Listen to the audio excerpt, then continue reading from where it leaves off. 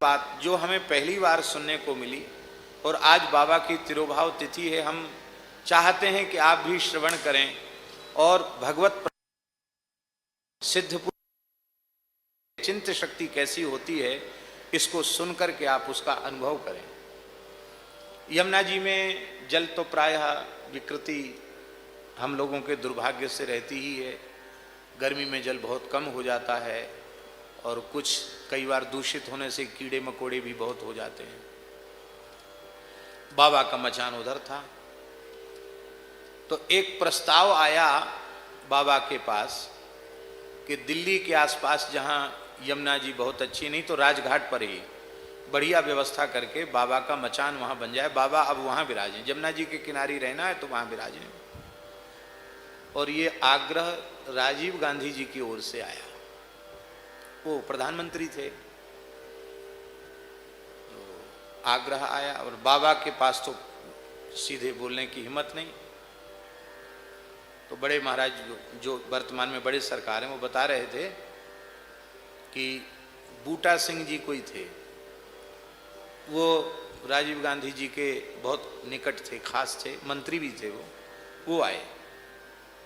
लोगों ने कहा कि उनकी सेवा में जो रहते हैं उनके माध्यम से ऐसा होता है। बड़े लोगों के पास जब किसी की बात नहीं बनती है तो सेवा में रहने वाले लोगों के माध्यम से कोई भी कहीं भी पहुंच जाता है।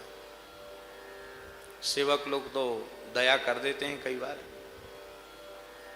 तो बोले बूटा सिंह जी ने हमको बहुत अनुनय विनय करके राजी कर लिया कि देखो वहाँ दिल्ली है, ये है, वो है, बाबा के स्वरूपानुरूप तो वहीं ठीक है, यहाँ क्या है, कुछ नहीं है, वहाँ चले। और यहाँ यमुना जी का स्वरूप ऐसा हो गया, वहाँ कम से कम जहाँ दिल्ली की गंदगी मिलती है उसके पहले यमुना जी ठीक है, वहाँ बाबा का मचान बन जाएगा।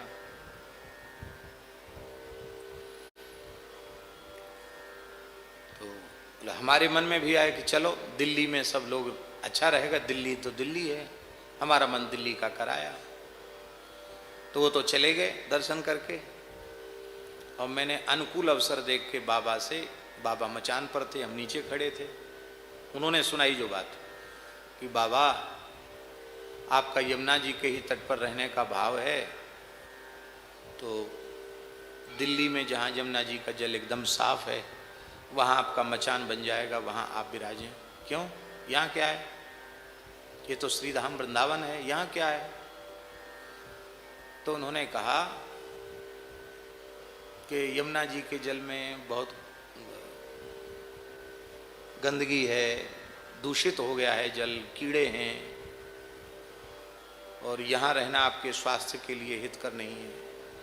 इतना सुनते ही बाबा एकदम आवेशित हो गए और कहते, एक उनके पास हंडी थी मटकी, वही उनके पास में रखी थी कि बाबा उस शायद दारू तो दूसरी हंडी में ही लेते थे। तो बाबा ने उठाई हंडी, जोर से मेरे माथे पर पटकी, भड़ाम फूट गई हंडी।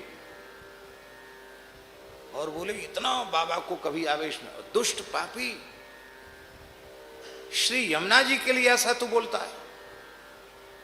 अरे किसी रजोगुणी तमोगुणी की हवा लग गई है, यमुना जी के प्रति तेरा ऐसा। यमुना जी साक्षात जगन माता है, जगत जननी है, साक्षात श्री कृष्ण है, ये साक्षात परब्रह्म है, क्या बोलता है यमुना जी के लिए। बहुत दुखी हो गए बाबा। इतने दिन वृंदावन में, वृंदावन यमुना जी की महिमा नहीं समझे।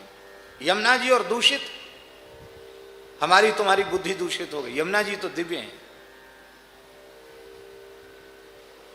फिर बोले बाबा तो दुखी थे ही। दूसरे दिन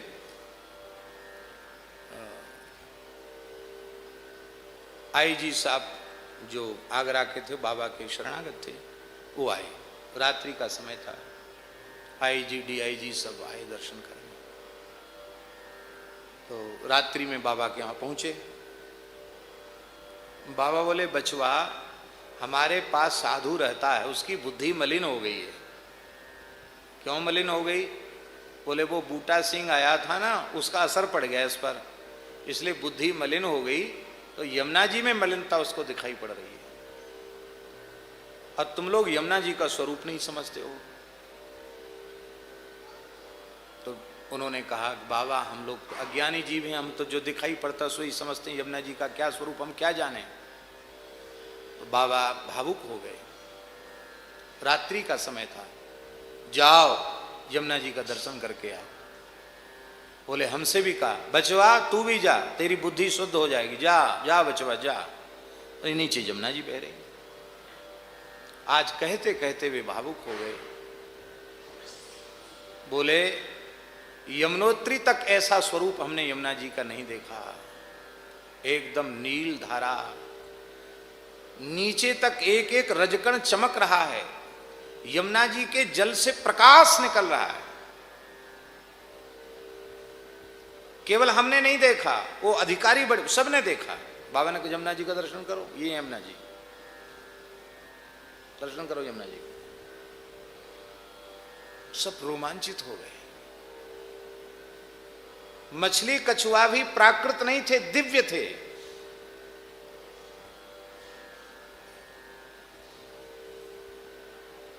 अरे बचवा क्या देखता है, गोता लगा लो गोता, जन्म जन्म के पाप ताप संताप धुल जाएंगे। ये साक्षात यमुना जी हैं, गोता लगाओ। तो बता रहे थे कि जितने लोग थे वो सब अपना कपड़ा पड़ा पहने थे, वो तत्काल सब घुस गए यमुना जी। बोले हम भी घुस गए। बचवा तू भी चला जा, यमुना जी में गोता लगा। रात का समय था, सब ने यमुना जी में गोता लगाया, लौट के आए। यमुना जी, बाबा ने दिव्य रूप का दर्शन कर, फिर यमुना जी जैसी तब से यमुना जी।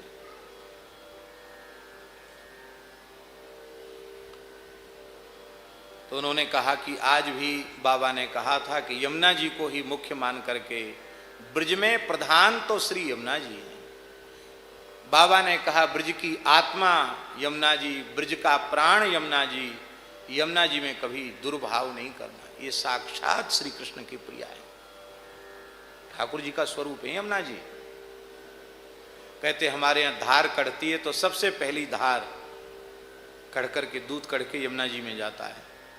कोई चीज, बाबा ने कहा ठाकुर जी को पीछे भोग लगाओ, सबसे पहले हर चीज यमुना जी को भेजो। हम तो यमुना जी और बाबा बस दो ही हैं हमारे तो प्रधान। तो हमारे मन में भी तो था कि एकादशी यमुना स्नान करेंगे, लेकिन इधर से गए तो हमारा थोड़ा मन कच्चा हो रहा था कि पानी कम है और ठीक है प्रणाम कर लेते, दर्शन हो गया। लेकिन जब यमुना जी की महिमा सुन के आए तो जो हमारी मलिनता थी वो भी कम हो गई। फिर सवेरे स्नान तो किया ही था, मैंने कहा अब तो भाई यमुना जी स्नान करना पड़ेगा, इतनी महिमा सुन के आए।